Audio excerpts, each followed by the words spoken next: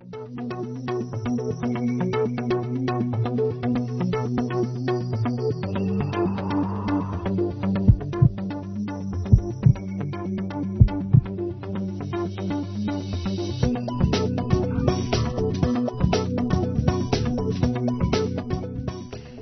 à tous, bonjour Christophe, comment allez-vous aujourd'hui?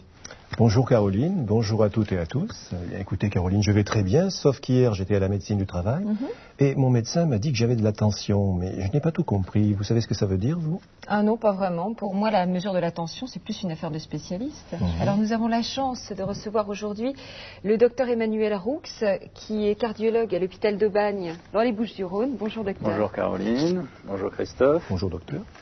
J'ai entendu un peu votre conversation, il ne faut pas vous inquiéter Christophe. Je vais vous expliquer et pour ce faire, j'ai amené mon appareil. Alors donc c'est ça le fameux brassard à tension? Tout à fait. D'accord. C'est assez simple, l'appareil est composé de deux parties. Un brassard gonflable que l'on positionne sur votre bras et un relié par un tuyau à un manomètre dont l'aiguille nous indique le niveau de pression artérielle.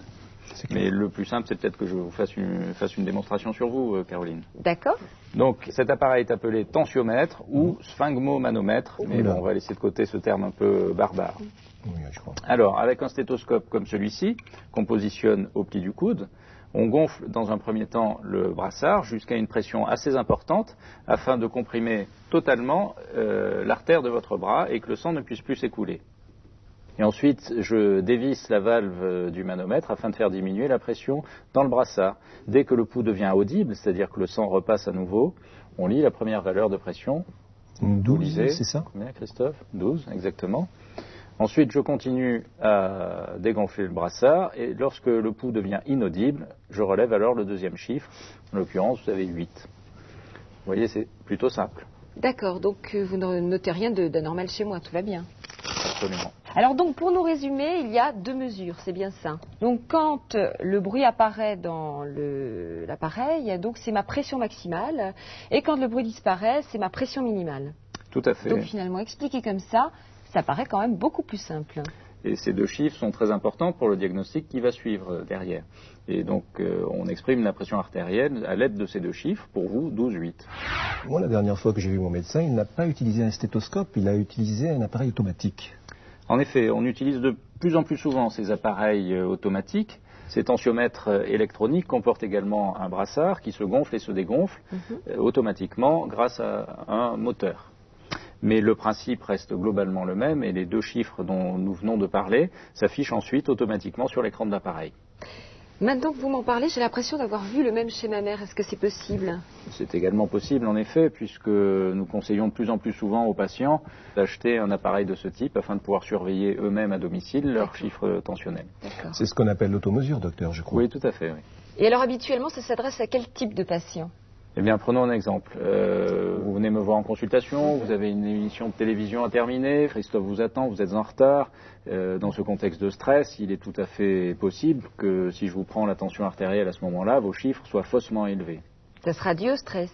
Exactement. D'accord. Et avec l'automesure, nous allons éviter ce genre de piège. Moi, c'est plutôt le fait de voir mon médecin qui me ferait monter la tension. Et vous êtes loin d'être le seul. C'est le fameux effet blouse blanche. Beaucoup de personnes, en présence d'un médecin, d'une infirmière, sont un peu stressées et donc vont avoir tendance à avoir des chiffres de tension élevés. Alors qu'à la maison, c'est... Voilà, à la maison, pas de stress et donc pas d'effet blouse blanche. Alors, est-ce que je peux essayer cet appareil sur Christophe? Bien sûr. Il n'est pas à la maison, mais c'est un petit peu pareil. Je vais vous donner mon bras, Caroline.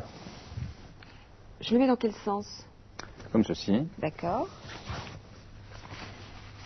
Voilà, alors je le place sur le bras. Et ensuite, j'appuie sur le bouton, comme ceci. Est-ce que ça vous fait mal? Non, non. Finalement, c'est exactement la même sensation qu'avec un tensiomètre manuel. On ne voit pas la différence. Alors regardez, les chiffres apparaissent automatiquement sur l'écran. 13,8. Mais d'ailleurs, est-ce que j'ai la même tension la nuit quand je dors? Non, effectivement, votre tension baisse la nuit. D'ailleurs, votre tension n'a pas une valeur stable, elle varie en permanence tout au long de la journée. Notamment lorsque vous faites un effort, elle va avoir tendance à augmenter. Lorsque vous êtes au repos, notamment la nuit, lorsque vous dormez, les chiffres tensionnels vont diminuer. Mais alors vous allez devoir lui prendre sa tension la nuit? Non, pas du tout. Nous disposons pour cela d'un appareil automatique qui va permettre d'enregistrer en continu sa tension artérielle sur une période de 24 heures. On appelle cet appareil parfois un holter tensionnel, mais plutôt une MAPA, mesure ambulatoire de la pression artérielle. Mais dites-moi quand même, pendant 24 heures, avoir cet appareillage, c'est un petit peu contraignant pour vos patients? Non, absolument pas. Et d'ailleurs, avec Christophe, nous sommes allés filmer une de mes patientes qui a bénéficié de cette fameuse MAPA. D'accord, c'est le film qu'on va voir ensemble Exactement. maintenant. Donc nous allons pouvoir effectivement regarder ce qu'est donc la MAPA.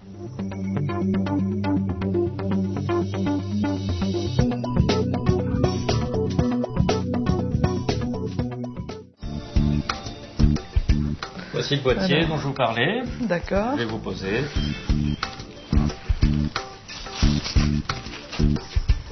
Et voilà. Très bien. J'avoue que j'étais un peu inquiète à l'idée d'avoir un appareil sur moi pendant toute une journée, toute une nuit.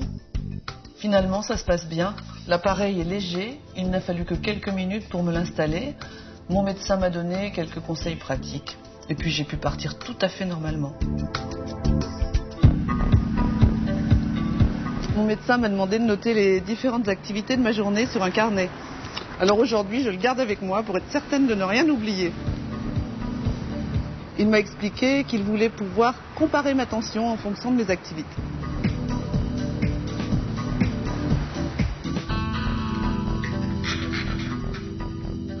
Lorsque l'appareil se déclenche pour prendre la mesure, on ne ressent rien. La gêne est vraiment minime. En fait, j'avais un peu peur de mal dormir. Mais bon, les mesures sont moins fréquentes, une toutes les heures environ, au lieu de 15 minutes pendant la journée. Et puis surtout, ça ne m'a pas réveillée. Aucun souci, j'ai très bien dormi. À peine une petite gêne pour m'endormir, mais vraiment rien de très important. Alors, ça s'est bien passé? Oui. Bon, en tout cas, c'est nettement moins désagréable que ce que je m'étais imaginé. Voilà. C'est quand même nettement moins impressionnant que ça n'a l'air. Ah oui, complètement. Moi, j'imaginais quelque chose de beaucoup plus gênant. Je suis totalement rassurée. Mais de toute façon, au final, c'est le médecin qui choisira la méthode la plus appropriée. Alors, pour terminer, est-ce que vous avez quand même un dernier conseil à nous donner, Christophe? Vous connaissez la règle de 3. Plus très bien. Et la règle D3? Pas du tout.